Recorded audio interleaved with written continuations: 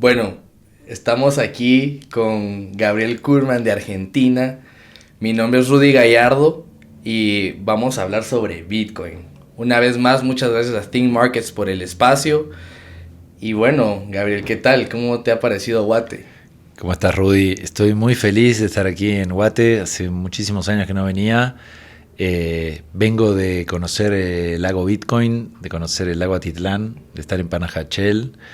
Y estoy muy, muy feliz y muy entusiasmado. No tenía dimensión, a pesar de haber escrito la historia del lago Bitcoin en el libro, del potencial turístico y la belleza de Guatemala. Así que mis felicitaciones y muchas gracias por la bienvenida. No, perfecto. ¿No? Es un placer poder tenerte aquí en Guate. ¿Qué te pareció el bote peer-to-peer? Me encantó, el bote es excelente, saqué un montón de fotos. Además de Guate, fuimos a San Marcos y a San Juan. Hice el tour de la miel, el tour del café, el tour del cacao, el telar de las mujeres, la cooperativa que hacen sus trabajos en algodón. Y me quedé con 1000 cosas con ganas de hacer. Parapente, kayak. Me quedé con ganas de escalar el volcán que me contó Eleazar, que lo subió en 7 horas. Después el otro volcán, se veía el volcán de fuego desde allí. Fuimos al Nido del Águila, hay un lugar que hacen yoga y tenía una vista hermosa. Comí cosas muy ricas, así que nada, feliz. La verdad No, que muy, muy bueno. Vi el cajero ahí en Panajachel, en Amaranto. sí. Jugamos unos pool. Así que me tomé el tuk-tuk del lago Bitcoin, ahí que tiene el que acepta Bitcoin. Ya dijimos de sumarlo a Bitasker, esta plataforma, ¿no? que permite que las personas se pongan los servicios que pueden prestar a la comunidad en esta plataforma y ser pagados en Bitcoin. Así que me voy sorprendido, encantado y con ganas de volver porque me quedaron un montón de cosas por hacer. No, sí, definitivamente te quedó mucho por ver en el lago. Yo creo que para los que no tienen mucho contexto, yo creo que hay que darles, ¿verdad? Sí, ¿qué es el lago Bitcoin? Además, quiero resaltar lo del bote peer-to-peer, que gente, si ustedes han ido a ATI y han visto un bote ahí con la B de Bitcoin anaranjadísimo, ese es el bote peer-to-peer, que además tiene un nombre increíble. Se puede pagar con Bitcoin, Que ¿verdad? además está en la tapa del libro. No sé Sí, sí. si lo ven ahí, si pueden enfocar la tapa del libro. Uno de los símbolos y emblemas de las economías circulares que elegimos incluir en el libro y poner en la tapa es el bote peer-to-peer. Exactamente. Y bueno, lo que pasa es que en Atitlán, específicamente en Panajachel, empezó una economía circular de Bitcoin, ¿verdad? Que antes de ir, ¿qué es lo que se puede hacer en Pana, ¿verdad? Todo lo que se puede hacer con Bitcoin, que lo vamos a hablar. Quería preguntarte, ¿qué es una economía circular de Bitcoin? ¿En qué se basa una economía circular de Bitcoin? Es interesante porque nosotros es como que tomamos el nombre de las economías circulares tradicionales, de la ecología, que lo que buscan es minimizar la cantidad de desechos, ¿no? Cuando uno tiene una economía circular la definición tradicional, es que los desechos de una actividad productiva sean utilizados como insumos en la siguiente, ¿no? Como tratar de reducir el desperdicio. Bueno, en las economías circulares pasó algo parecido y por eso de Bitcoin pasó algo parecido con los satoshis y por eso se tomó el nombre. En la primera de todas, que nació en El Zonte, en El Salvador, lo que sucedió es que vino un donante y le donó a un proyecto social que se encargaba de cuidar a los niños y de acompañarlos y evitar que se metan en la delincuencia y que no dejen la escuela. Y les hizo una donación en Bitcoin, pero les dijo que la única condición es que los satoshis no sean cambiados por fiat. Que distribuyan esos satoshis y que esos satoshis empiecen a circular por la comunidad. Entonces, cuando los niños empezaron durante la pandemia a recibir esos satoshis, obviamente los querían gastar. Entonces, una mujer empezó a aceptarlos para venderles pupusas, que es la comida típica de El Salvador. Y entonces los niños empezaron a gastarlo ahí. Y después otro comercio empezó a hacer recargas de celular, también con SATs. Entonces, paradójicamente, la imposibilidad de gastar esos SATs por afuera del zonte hacía que los niños los consuman localmente. Y por ahí la mujer que vendía las pupusas después cargaba su celular también en la tienda de celulares. Y el de la tienda de celulares, cuando se quería comer una pupusa, se lo comía también en Mama Rosa. Y entonces tú sabes que cada vez que hay un intercambio económico voluntario, no es un juego de suma cero. Esto viene un poco de la escuela austríaca, pero es que si yo vendo manzanas y tú me compras una manzana, tú valoras la manzana más que el dinero que me estás dando, por eso voluntariamente me la estás dando. Y yo, que tengo muchas manzanas, valoro más el dinero que tú me estás dando que una manzana más. Entonces, en cada intercambio comercial se crea valor porque las dos partes se sienten que ganaron. Sí, digamos que vos no puedes enriquecerte sin enriquecer a alguien más, ¿verdad? Exacto, y ese concepto es muy interesante. Entonces, en estas economías donde se busca que los satoshis circulen la mayor cantidad de veces, que la mayor cantidad de intercambios comerciales se den adentro de la comunidad, eso genera riqueza, desarrollo económico y ya un efecto muy, muy interesante. Ahora, en Latinoamérica y en el mundo hemos visto muchas economías comunitarias donde se busca promover el intercambio local.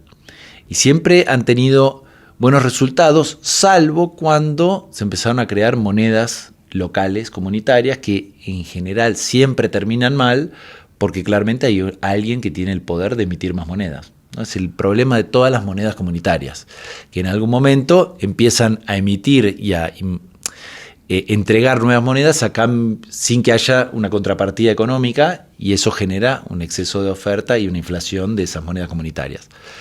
Bueno, si combinamos los beneficios económicos de los intercambios locales con una moneda como Bitcoin deflacionaria que tiende a apreciarse a lo largo del tiempo, tenemos como la combinación de dos efectos muy positivos que tienen muchas sinergias y que están dando lugar al desarrollo económico y social que hoy vemos en las economías circulares.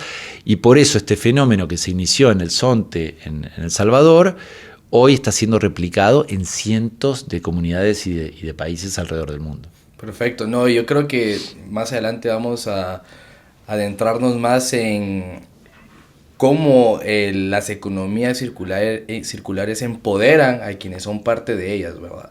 Pero antes de irnos a eso, vamos a regresar entonces al lago Bitcoin, ¿verdad? ¿Cómo lo viste? ¿Cuál fue tu experiencia? ¿Pudiste gastar tus satoshis? ¿Cómo fue la gente que te lo recibió? Porque yo he pasado... Yo viví un año en Bitcoin Lake específicamente para poder apoyar el proyecto. Ya desde ese entonces voy cada vez que puedo. Y yo ya sé cómo es la energía, pero quiero que le digas a todos los que nos escuchan, desde tu perspectiva, cómo fue ese wow moment de llegar a el lago de Atitlán y poder gastar tus Bitcoin. Y no solo poder gastar, ver que había algo. Sí, a mí me gustó ver, sobre todo, uno se da cuenta la diferencia entre por ahí un empleado que sabe cómo aceptar Bitcoin, que nos pasó en varios lugares, donde tenía el POS, ¿no? El dispositivo, y aceptaba Bitcoin, pero no tenía mucha idea de lo que estaba haciendo, de la importancia de Bitcoin, simplemente cumplía su trabajo y lo hacía muy bien, porque eso también es algo que en otros lados se nota, que uno por ahí va y dice, uy, no, pero no sé cómo hacerlo, déjame preguntarle a otro. No, ahí la verdad que la experiencia fue muy buena, pero en otros casos... Nos pasó con un chico de una cafetería en San Marcos, nos pasó también con otro chico en una cafetería ahí cerca del puerto, en la calle principal de Panajachel, que se notaba. También nos pasó con un artesano en San Marcos que también acepta Bitcoin, fue como de los primeros, y que se nota que entienden de Bitcoin, han atravesado varios ciclos de subida y de bajada, entonces ya la volatilidad de corto plazo no los asusta. Al contrario, cuando uno les compra algo en Bitcoin y por el precio está más bajo, lo ven como algo positivo, porque dicen, ok, me están entrando más sats por este producto o este café que estoy vendiendo.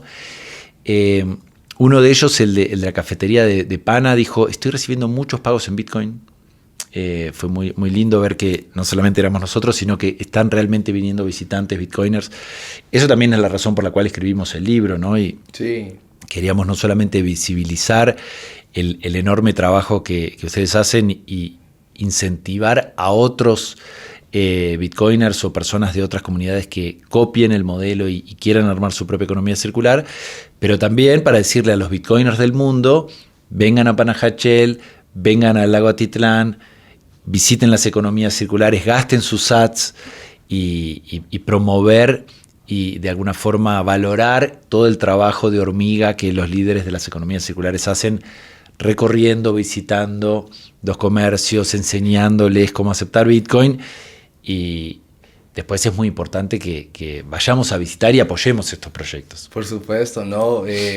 Justo esto ha sido un trabajo de ya mucho tiempo y de un trabajo muy fuerte y obviamente con una pasión muy interesante.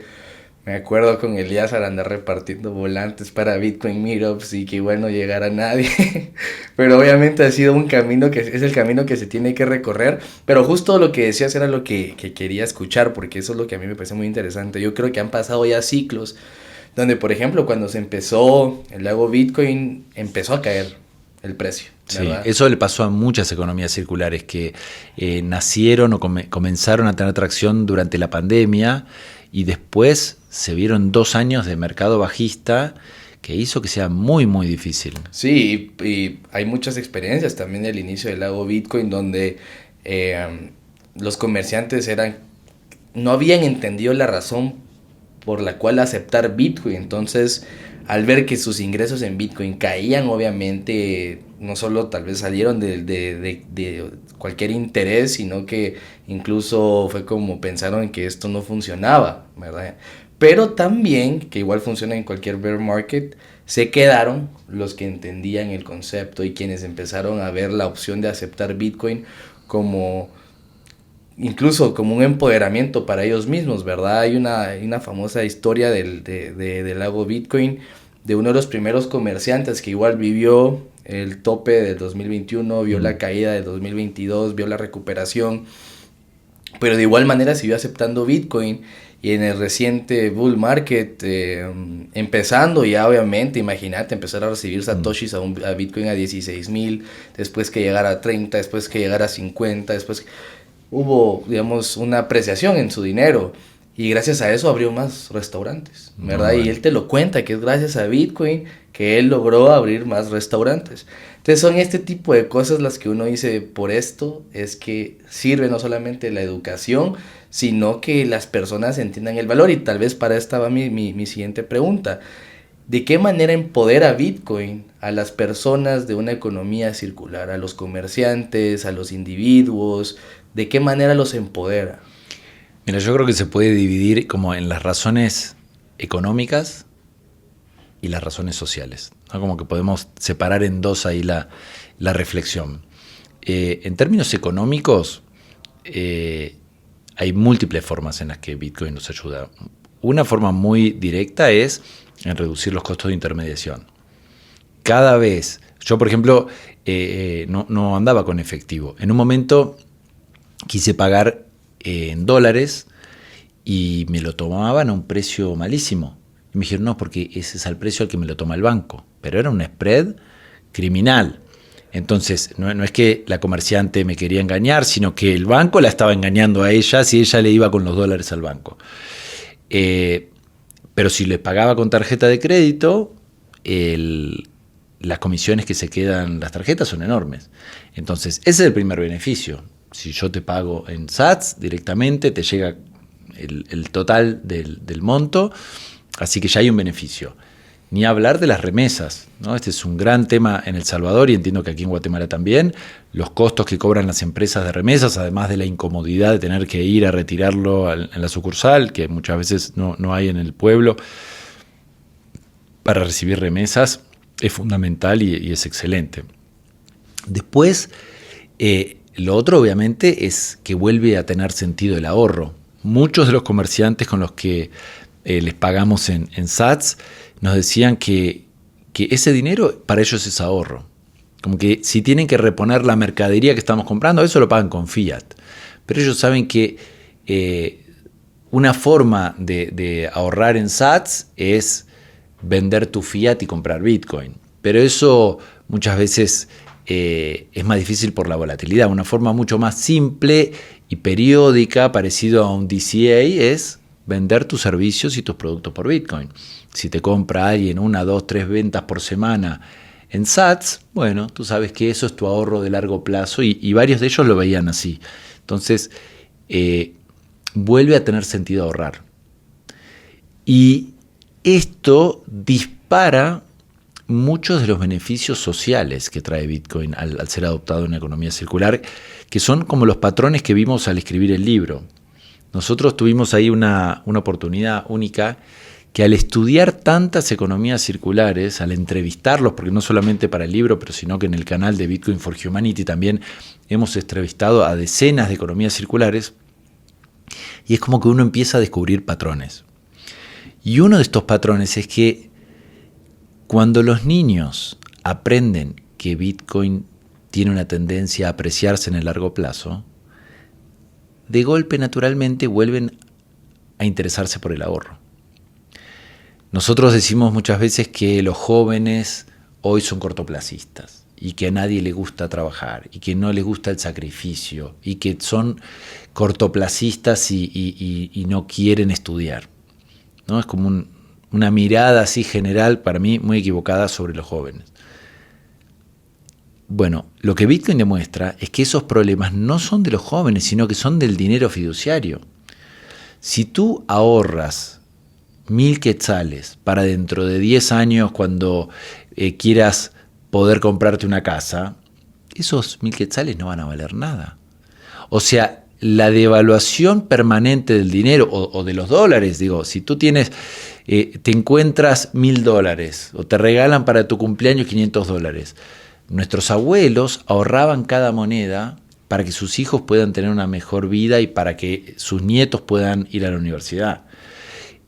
Hoy, si tú tienes dinero fiat, lo único que puedes hacer es en qué gastarlo, porque no tiene sentido acumularlo, porque sabes que nunca le vas a ganar a la maquinita de imprimir nuevos dólares. Sí, yo quiero aprovechar este momento de lo que estás diciendo para que todo guatemalteco visite la página de inflacionguatemala.com, que es una aplicación que hicimos con mi empresa de Bullish Guatemala, donde pueden ver la depreciación que ha tenido el quetzal utilizando datos del Banguat, del Banco Central de Guatemala.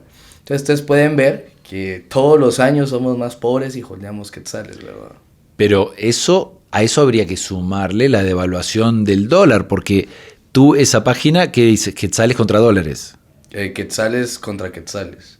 O sea, la inflación, toma la inflación anual del quetzal y convierte esa inflación en la pérdida de poder adquisitivo. Claro, pero viste que muchas veces decimos que esto es como cuando te sacan la alfombra, ¿no? Que en inglés se llama rug pull, ¿no? Sí. Bueno, pero lo que nos pasa a los que usamos el peso argentino, el quetzal, el real, es que son derivados construidos sobre el dólar. Sí, o sea, nuestros bancos centrales en sus reservas tienen principalmente bonos del Tesoro americano denominados en dólares. Entonces, si Estados Unidos está imprimiendo trillones de dólares, o trillions en inglés, billones en español, y el dólar se está devaluando, es como que a nosotros nos están robando dos veces. Nos están robando el Banco Central local y además la Fed le está robando a nuestro Banco Central. Bueno, se lo voy a agregar, voy a tomar tu recomendación y voy a agregar eso porque también está la contraposición de qué hubiera pasado si en ese mismo periodo de tiempo hubieras comprado Bitcoin, ¿verdad? Entonces también te da una información bastante interesante. Y tengo una frase que me encanta, que es: yo no te puedo asegurar de que Bitcoin va a subir de precio, pero sí te puedo asegurar que Quetzal lo va a perder. Exacto, es una triste realidad que es increíble que mucha gente no lo sepa, pero es a propósito, no es por diseño. Hay una gran desinformación porque ustedes saben que cuando un gobierno tiene déficit, o sea, cuando un gobierno gasta más de lo que le entra por el cobro de impuestos, tiene 3 formas de financiarlo: con mayores impuestos, lo cual en general es muy impopular, con mayor deuda, que son impuestos futuros, es decir, aumentamos el endeudamiento y se lo vamos a cobrar a la siguiente generación, o con emisión monetaria, que es un impuesto a los más pobres. Es un impuesto que tiene un nombre que se llama impuesto inflacionario, y dado que cuando uno emite nuevas unidades monetarias, las propiedades tienden a compensar eso y suben de precio, o las acciones, porque las empresas pueden aumentar los precios de sus productos, entonces las acciones de las empresas suben. Cuando un gobierno emite dinero para cubrir sus déficits, a quienes más empobrece es a los que tienen salarios fijos o jubilaciones, que no tienen esa flexibilidad, esa elasticidad para ajustar sus precios rápidamente como si lo hacen las propiedades y las acciones. Entonces, esto es algo que nos lo deberían enseñar en la primaria, en la secundaria, en la universidad. Yo estudié economía y me lo enseñaron en una conferencia Bitcoin, que nos están robando y que muchas veces son los gobiernos populares o populistas los que dicen proteger a los que menos tienen, los que más emisión monetaria generan para cubrir sus déficits, sabiendo que están empobreciendo a la población. No, y el tema también con esto es que los impuestos, nuevos impuestos o aumentos de impuestos tienen que pasar por el Congreso, ¿verdad? Exacto. En cambio, la emisión monetaria no, es una manera mucho más fácil de poder financiar, pues, porque no necesito, digamos que molestar al panal de abejas y que salgan y me Exacto. quiten, ¿verdad? O sea, Y además, lo que pasa es que después te dicen, no, pero los precios están subiendo por culpa de los empresarios. Entonces, además, tienen una forma muy fácil de confundir a la gente y digamos, esconder la culpa. Hay una analogía que es espectacular de Milton Friedman, no sé si la has escuchado, seguro que sí, que dice que la emisión monetaria es como el alcoholismo. Es espectacular, porque lo que dice es, cuando tú te tomas unas copas de vino, ves los efectos positivos en forma inmediata, te sientes más lindo, se te va la vergüenza, te pones a bailar, ¿no? La pasas bomba.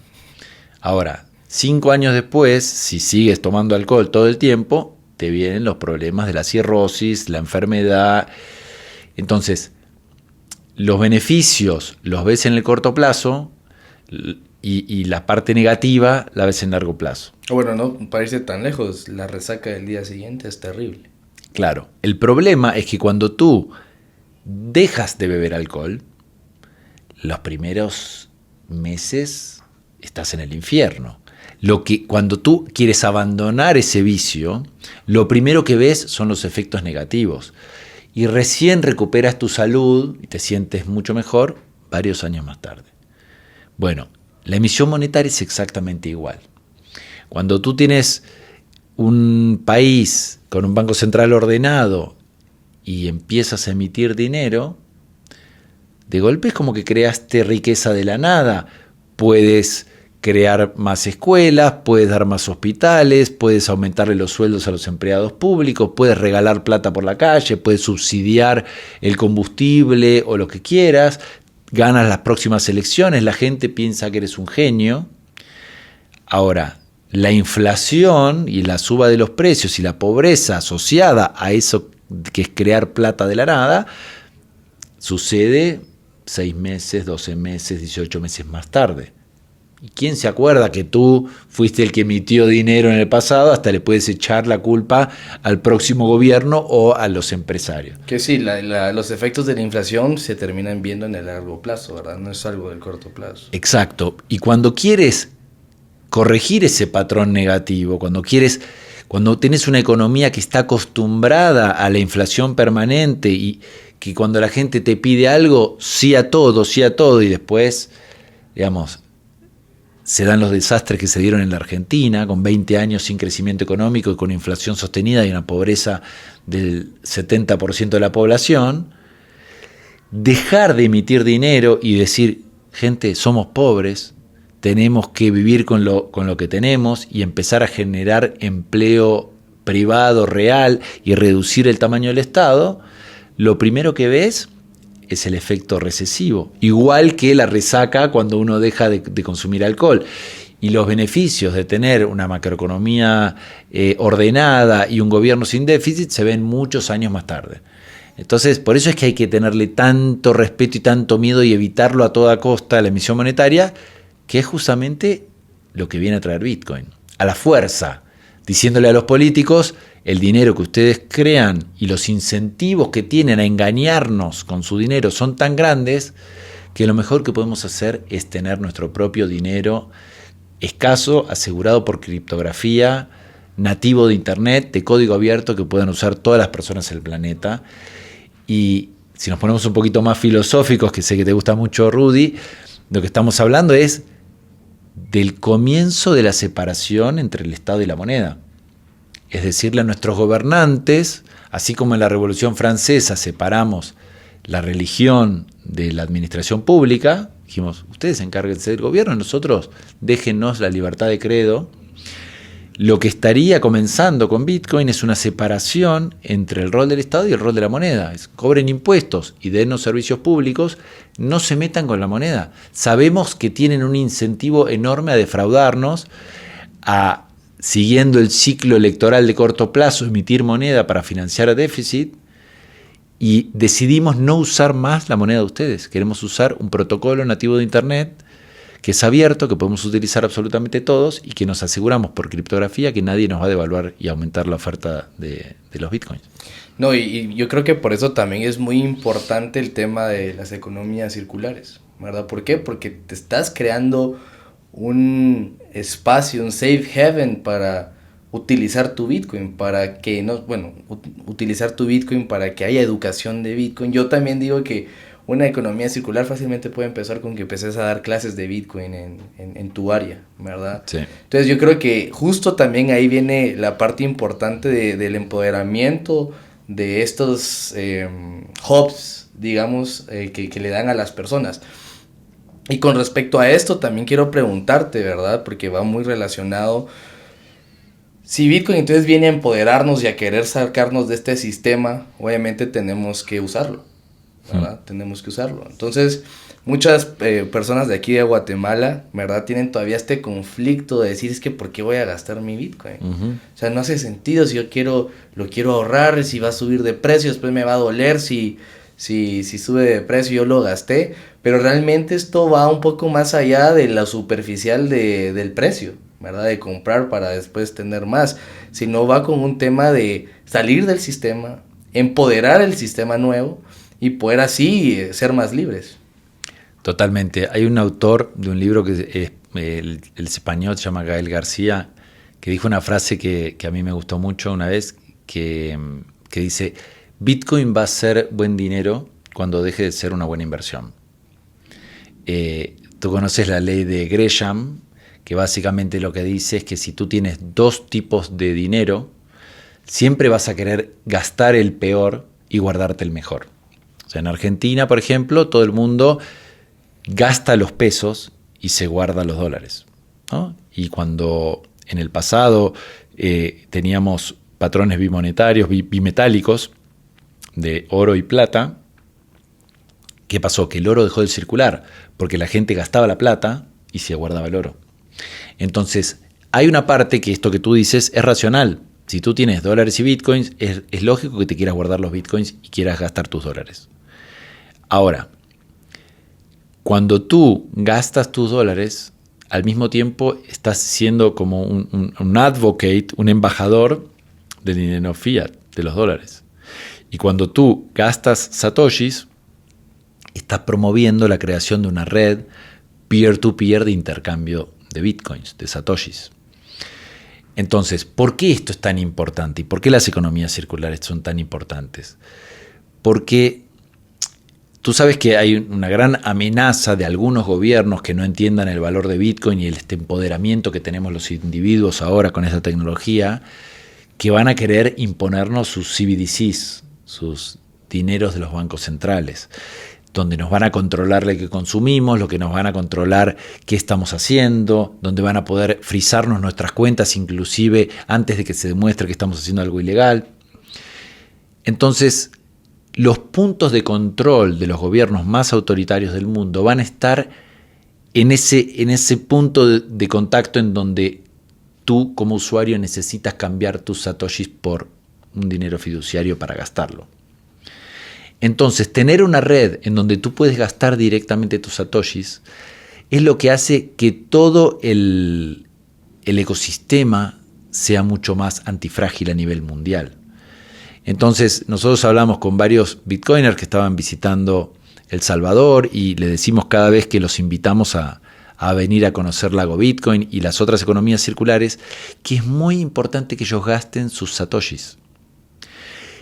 Si tienes un presupuesto para tus vacaciones y lo vas a gastar en la tarjeta de crédito, convierte ese fiat en sats y asegúrate de pagar la mayor cantidad en sats. Igual lo vas a gastar. Y si lo tienes en fiat, lo puedes convertir a sats. No es que estás gastando los sats que le piensas dejar a tus nietos para el futuro de largo plazo.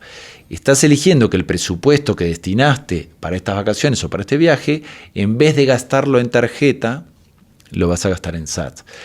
Porque si bien desde el punto de vista de la ley de Gresham no es lo racional para hacer, desde el punto de vista del promover una red de adopción de Bitcoin, de que Bitcoin sea usado como dinero para el pago de bienes y servicios y no solamente como reserva de valor, es algo muy importante porque hace a todo el sistema Bitcoin antifrágil. No, por supuesto.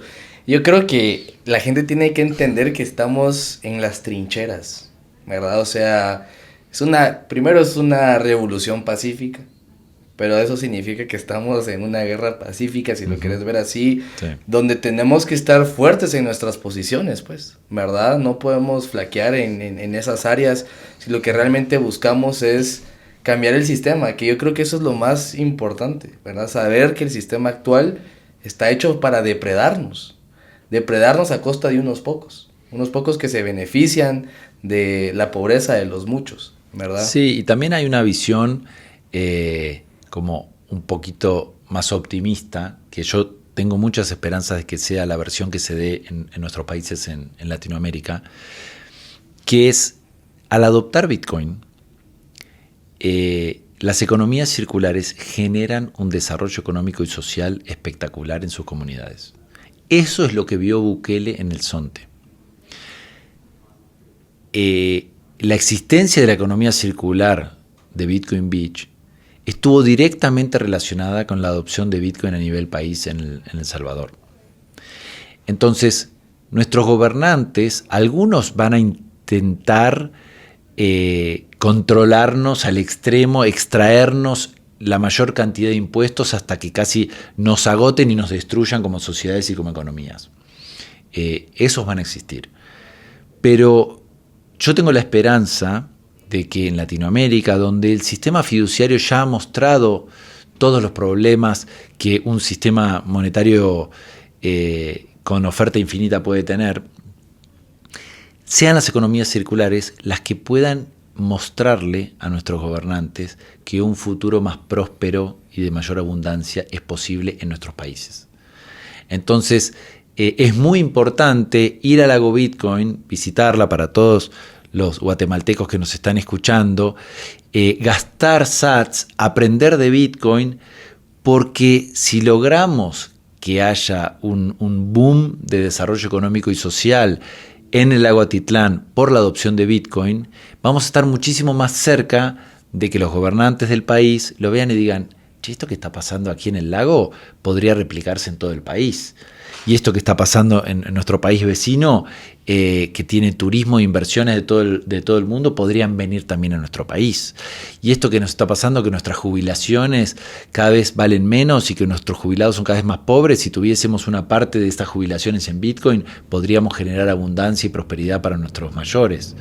Entonces, yo no pierdo la esperanza de que las economías circulares sean ese ejemplo de prosperidad y de abundancia que inspire a nuestros gobernantes para decir inclusive en la agenda política de ellos. Si quieren ganar las próximas elecciones, si quieren cumplir el sueño de hacerle el bien a sus países y a sus habitantes, que vean cómo la adopción de Bitcoin puede realmente traer abundancia para todos. Por supuesto, y Guate tiene una característica muy interesante, medio positiva, y digo medio porque obviamente igual es mala, que no hemos vivido periodos, o sea, por ejemplo, mi generación no ha vivido periodos altos de inflación, ¿verdad? Entonces la mayoría de gente todavía no ha necesitado entender lo que es el dinero. En Argentina, de cajón, tenías que entender cómo funcionaba el dinero porque constantemente había una devaluación. En Guatemala el caso es el contrario, y por ende mucha conversación va más con el tema de inversión y no con un dinero enfermo. Aunque obviamente el dinero está enfermo, y está esta analogía de los sapos y el agua y la olla de presión, ¿verdad? O sea, ponemos unos sapos en una olla y la empezamos a hervir. Los sapos van a ver que la temperatura está subiendo, pero no lo van a sentir realmente hasta que la temperatura es lo demasiado alta para que ya están muertos, ya no pueden salir, están cocinados. Y es lo mismo con esto, ¿verdad? O sea, no esperemos, gente, a que tengamos un periodo de hiperinflación para darnos cuenta que nuestro sistema monetario no está funcionando. Además, otra cosa que hay que recordarle a la gente es que todas nuestras monedas están construidas sobre el dólar. El dólar en el año 2026, o el gobierno de Estados Unidos, tiene un récord de vencimientos de 7 billones de dólares. 7 millones de millones, que en Estados Unidos le llaman trillions, se vencen de la deuda pública de Estados Unidos. Hoy, después de la guerra de Ucrania, después de los descalabros financieros de Estados Unidos, no hay compradores de bonos de Estados Unidos. Entonces, la gran pregunta es, ¿quién va a comprar esos bonos de Estados Unidos? Y la respuesta de la administración Trump ha sido la Genius Act y las stablecoins. Esto, hay videos de Putin denunciándolo, que dice, metiéndonos stablecoins a todos los habitantes del planeta, como esos stablecoins de colateral tienen bonos del Tesoro americano, van a permitir la refinanciación de toda la deuda americana, que es lo mismo que decir que se van a emitir infinidad de bonos y de dólares para cubrir esa deuda que ya nadie quiere comprar.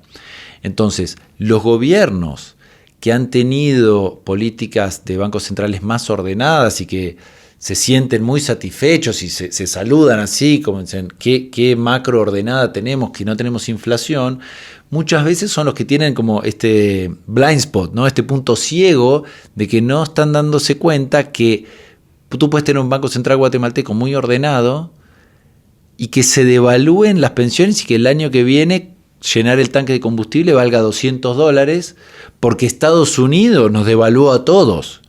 Entonces, el tener una economía que adopte Bitcoin nos protege no solamente de la devaluación de nuestro país local, sino de la devaluación del dinero que tenemos en nuestras reservas. Por supuesto. Y ese es en el mejor de los casos, porque también, por ejemplo, Saifedean lo menciona como un posible escenario donde el gobierno de Estados Unidos haga default del CEPAO, ¿verdad? Entonces, ¿qué harías?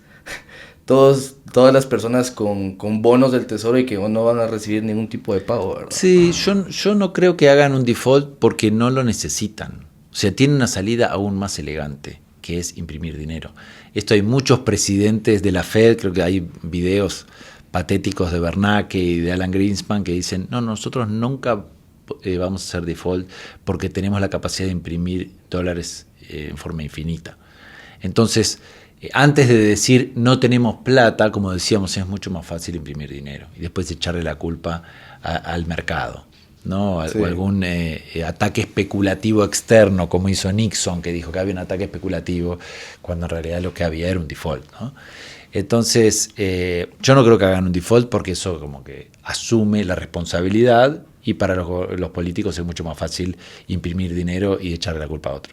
Bueno, y llegando a ese tema, yo creo que también podemos tocar el tema de la propiedad privada, ¿verdad? Que ya lo hablábamos con Adrián Bernabeu en un podcast anterior de estas, las ficciones de la propiedad, ¿verdad? Es decir, que realmente lo que tenemos es nuestro, ¿verdad? O sea, no solamente por un decir, el ahorro en el banco es nuestro si el banco quiebra, si el gobierno devalúa la moneda, nuestra propiedad, nuestro real estate es nuestro, si hay que pedirle permiso al gobierno para usar, si hay que pagar impuestos sobre ellos, si no se pagan impuestos entran en problemas. Entonces, realmente, ¿qué es la propiedad? Nos han querido destruir el concepto de propiedad y yo creo que Bitcoin lo vuelve a traer y decirnos, hey, todo lo que están viendo como un esquema de propiedad es incorrecto, ¿verdad? Sí, eso es interesantísimo. El tema lo toca mucho Álvaro Di María, que es un amigo que ha escrito este libro tan interesante que se llama La filosofía de Bitcoin. Álvaro tuvo la gracia, la gentileza de escribir el prefacio, en el prólogo de nuestro libro de Economías Circulares. Él ahí cuenta del potencial que tienen las economías circulares a través de Internet de conectar lo auténtico de lo local con un mercado financiero global que ahora puede monetizar esa cultura y esos productos y servicios que se pueden producir de las economías circulares.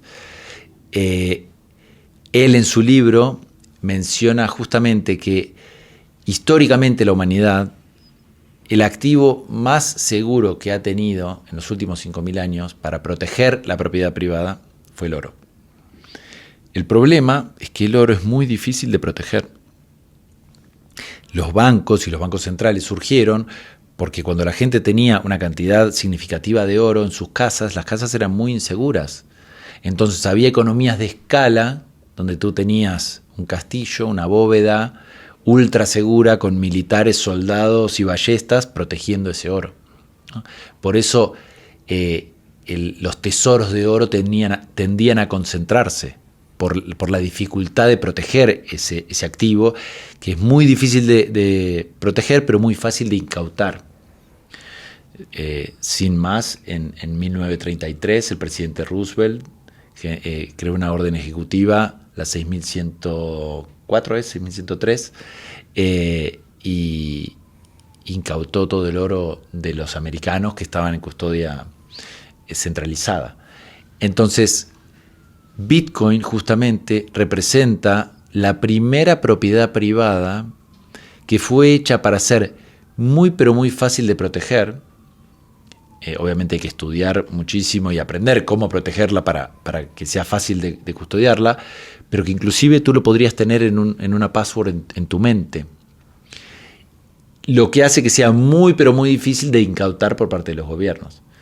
Entonces, este nuevo concepto de propiedad privada absoluta, virtual y digital es como que cambia el balance de poder. De hecho, siempre hablamos con Álvaro que para Hobbes y luego para Locke, los grandes contractualistas, ¿no? Los filósofos estos que nos decían el rol del Estado y las condiciones que pueden hasta contribuir a la disolución del Estado, ellos decían que el rol principal del Estado era proteger la vida y la propiedad privada, que por eso decidíamos vivir en sociedad y no en un estado de naturaleza, porque estaba este ente llamado Estado que nos aseguraba la propiedad privada y el derecho a la vida.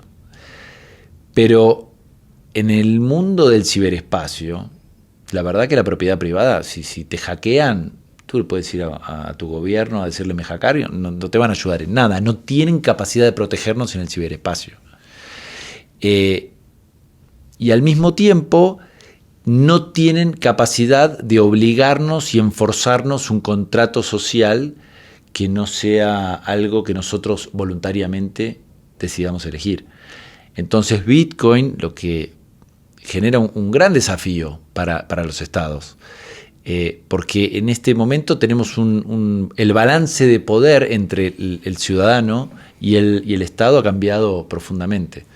Y dice Álvaro en su libro que los estados actuales y las estructuras impositivas, donde por ejemplo en muchos países de los 12 meses tienes que trabajar 7 o 8 meses para el Estado y 4 o 5 para tu familia y para el bienestar del sector privado, están diseñados para la era agroindustrial, donde tú tenías que bancártela. No podías llevarte la fábrica a otro país, no podías llevarte el campo a otro país. La tierra eran factores con muchísima fricción geográfica. Entonces lo único que podías hacer era fundar un partido político, hacer lobby, tratar de corromper a los políticos para que defiendan tus intereses, pero no te podías ir. Pero ahora vivimos en un mundo digital. La mayor parte del PBI se genera en el ciberespacio. Entonces, si no estás conforme con trabajar 8 meses por año para tus gobernantes, o si no estás conforme con los bienes y servicios que te dan a cambio de esos impuestos que te extraen a la fuerza, tú puedes votar con tus pies. Hay muchísima gente en este momento que se está yendo a vivir a Dubái, que se está yendo a vivir a Paraguay, que se está yendo a vivir a Andorra. Muchos generadores de contenido que generan todo su valor en forma virtual. Bueno, si me ofreces un contrato social que tenga unos impuestos razonables para el nivel de servicios de educación, de seguridad, de justicia que me ofreces, me quedo encantado. Y si no, me voy con mi riqueza virtual y digital, con esta propiedad privada que es tan fácil de proteger y de mover, y con la generación de valor que también se da en el ciberespacio. Así que es muy interesante lo que plantea Bitcoin en términos filosóficos y en términos de contrato social, y por eso también, junto con Álvaro y otros amigos, creamos el IFEB, el Instituto de Filosofía y Economía Bitcoin, porque queremos que la gente entienda y que le hagamos entender a nuestros gobernantes: las reglas cambiaron, necesitamos achicar el tamaño de los gobiernos, necesitamos ser más eficientes, necesitamos devolver esta capacidad productiva y esta energía al sector privado para que genere empleo, para que genere riqueza, y aprovechar de las tecnologías emergentes que tenemos para hacer que la administración pública sea lo más liviana posible, un contrato social lo más competitivo y atractivo para que todos los jóvenes y todo el talento digital y toda la creación de valor venga a nuestros países. Porque hoy es muchísimo más líquido y muchísimo más fluido la elección de dónde vivir y de dónde llevar la riqueza y la capacidad de creación de valor. 100% de acuerdo. Y pues a todos los guatemaltecos que están viendo esto, bueno, igual si sos un bitcoiner que viene de visita, pues sabe que hay una comunidad en Guatemala que está buscando que gente con un mismo pensamiento, like-minded people, ¿verdad? Como se dice en inglés, se pueda reunir, conocerse, crear una estructura de fraternidad entre las personas y poder saber que todo lo que estamos hablando no es que no estamos solos y no estamos locos tampoco, ¿verdad? Sí, y además que está todo por ser construido. Sí. Tú sabes que uno de los proyectos que yo tuve la suerte de cofundar también se llama Rootstock, que es una plataforma de contratos inteligentes que permite hacer todo lo que uno puede hacer en Ethereum o en cualquier plataforma de contratos inteligentes sobre Bitcoin. Entonces, no solamente que Bitcoin como oro 2.0 y como activo digital inconfiscable nos permite proteger, sino que hay todo un sistema financiero que va a ser reconstruido desde cero. Y qué más lindo que esos startups y esos proyectos nazcan de Guatemala, de Latinoamérica, de estos países que hemos sido históricamente los perdedores del sistema fiat, porque por el efecto Cantillon y el amiguismo, siempre cuando tú tienes la maquinita de hacer plata y primero financias a tus amigos del Silicon Valley o a tus amigos de Nueva York o los que están cerca de la impresora. Bueno, ahora con Bitcoin esas ventajas se han terminado. Ahora las reglas son las mismas para todos. Y los emprendedores con buenas ideas y capacidad de ejecución pueden construir el sistema financiero del futuro desde Guatemala, desde Buenos Aires, desde Paraguay, desde donde sea. Así que también la invitación a todos los emprendedores a que se junten y que, porque de estas reuniones, de estos encuentros, no solamente van a salir charlas filosóficas interesantísimas, sino que ojalá que también salgan los startups del futuro que hagan a Guatemala una potencia mundial en el mundo Bitcoin. Me encanta, me encanta. Y por eso también les hago la invitación. Una vez al mes hacemos un Bitcoin Meetup en Ciudad de Guatemala. Para obtener más información de esto me pueden seguir en mis redes sociales, en Instagram como BullishGT, en Twitter como Bullish Guate o BTC Guatemala, que acabo de tener ese usuario, ayer en la noche lo conseguí. en mi página web bullishguate.com también para mayor información, porque es lo que necesitamos, es crear esta comunidad, saber que en Guate hay bitcoiners que tienen esta ansias de ver algo mejor en su país, ¿verdad? Y Gabriel, muchísimas gracias por tu tiempo, por haberte tomado este espacio y compartir de tus ideas. Me pareció una plática increíble, y a seguir impulsando la adopción de Bitcoin alrededor del mundo y Latinoamérica. Que así sea. Muchas gracias por la invitación. Felicitaciones por todo lo que está sucediendo en Guatemala. Felicitaciones por tener una de las 5 economías circulares más importantes del mundo. Ya tenemos a bitcoiners de todo el planeta que están viniendo al lago Atitlán para conocer la economía circular del lago Bitcoin. No pueden dejar de visitarlo ustedes. Así que la invitación a todos los guatemaltecos a que conozcan Lago Bitcoin, que aprendan de Bitcoin, que vayan a los meetups y que gasten sats para apoyar a esta economía circular, que ojalá de aquí a unos años tenga el mismo efecto que tuvo Bitcoin Beach en El Salvador, y veamos a Guatemala como una potencia del desarrollo Bitcoin a nivel regional. Perfecto, eso esperamos. Igual en el área donde hacemos el Meetup Zona 4, así se le dice, en Guate, hay bastantes comercios que aceptan Bitcoin. Excelente. Bueno, en El Salvador hoy no está solamente Bitcoin Beach. Hay como unas 7 economías circulares, una en Berlín, una en La Pirraya, otra en Oriente, otra en Santa Ana. Entonces, creo que Lago Bitcoin es la primera economía circular, pero ya me estás diciendo que tienen otra aquí en la capital, en la zona 4, y no me sorprendería de aquí a unos años ver un montón de economías circulares en todo el país. Así que también eso, si hay alguien en algún país, en algún pueblo, en alguna ciudad de Guatemala que pueda, después de escuchar el libro está disponible en Amazon. El libro también va a estar disponible para que lo vendan en Lago Atitlán, en Panajachel. Tenemos que hacer también llegar aquí algunos para que puedan tener en el Meetup, y también está gratuito en Spotify. Entonces, si buscan economías circulares de Bitcoin, si no pueden comprar el libro y quieren escucharlo, está disponible gratuito. Y bueno, a ver si alguien de la audiencia dice: quiero tener en mi pueblo, en mi ciudad de Guatemala, otra economía circular. Perfecto. Estamos aquí para apoyarlos y ayudarlos. Buenísimo, muchas gracias, y una vez más, muchísimas gracias a Think Markets por el espacio. Mi nombre es Rudy Gallardo y los vemos en la próxima. Gracias.